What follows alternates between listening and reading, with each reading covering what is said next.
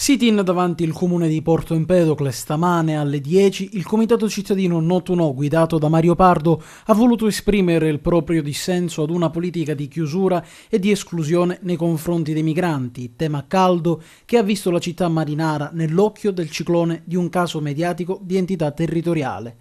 Le manifestazioni sul caso migranti non sono una novità nel comune empedoclino.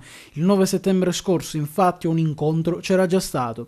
Nonostante il centro di accoglienza per minori non accompagnati in via Genuardi avesse chiuso, i commercianti del comitato Marina Libera hanno comunque voluto manifestare il loro disaccordo in merito alla vicenda.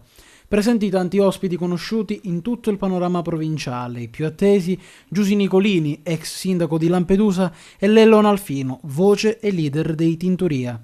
Legambiente è da tempo impegnata sui temi dell'accoglienza, della solidarietà e soprattutto dell'inclusione, e siccome la manifestazione di questa mattina non è assolutamente una manifestazione contro qualcuno, il tema dell'accoglienza si lega a un fenomeno epocale, un fenomeno che comunque fa parte della storia dell'umanità e che è quello appunto dell'immigrazione. I flussi migratori ci sono sempre stati, le persone hanno sempre, i popoli hanno sempre sentito il bisogno comunque a un certo punto della loro storia di emigrare per i più svariati motivi, e in questo momento in cui appunto questi flussi migratori hanno raggiunto numeri importanti non possiamo banalizzare e pensare che il problema si risolve allontanandolo da noi. Sì, anche la Cile, ma soprattutto da cittadino empedoclino.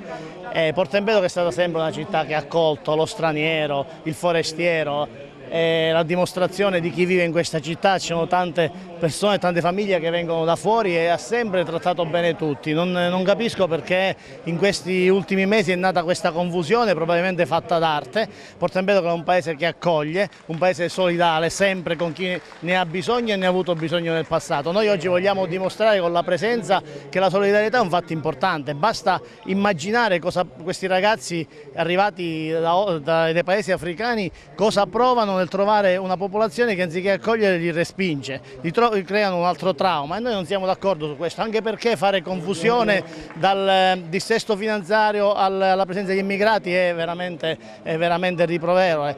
La verità è che questo comune ha altre necessità, altre priorità, quelle del turismo sì, ma il turismo accoglie i turisti, vengono accolti attraverso la bellezza, l'organizzazione e la pulizia. Non è vero che 43 ragazzi avrebbero inficiato così nell'economia con paese. Il dissesto, ahimè, non c'entra nulla, c'entra solo con la mala politica che in questo paese, diciamo, ha distrutto il livello sociale.